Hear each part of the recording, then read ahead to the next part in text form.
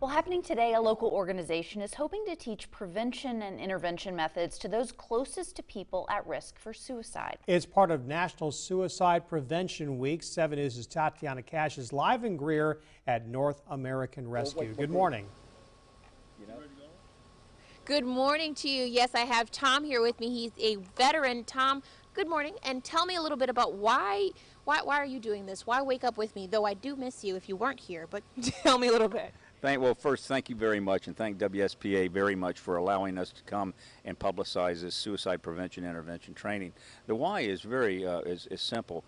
Suicide is a growing epidemic, and it is a blight and a scourge on our land.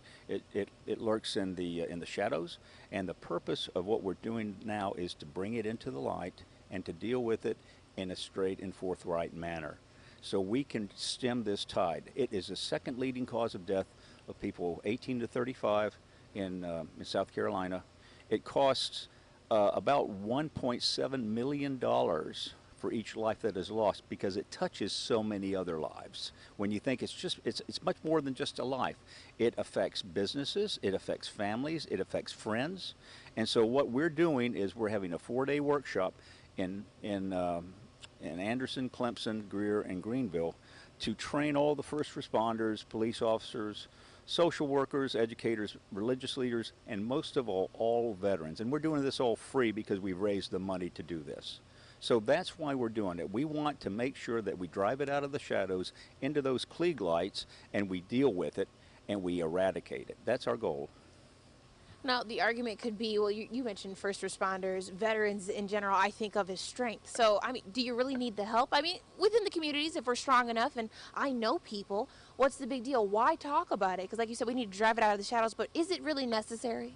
It is very necessary, because for the longest time it's been treated as a stigma, specifically in the veteran or the active military community. We're expected to be 10 feet tall. We are expected to go forth and defend our country and destroy the enemy.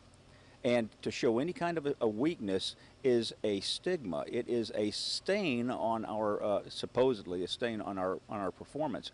But we've all known people that have taken their own lives, and the leading question is, what is the one thing that I could have done that might have changed that?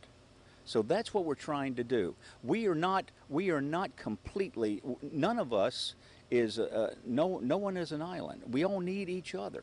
And the thing about it is, we all get confused. We all have thoughts, and some of them are bad thoughts. And the whole point of that is, who do you turn to when you have these bad thoughts, when you're confused, when you might be making a very, very bad choice that can't be undone?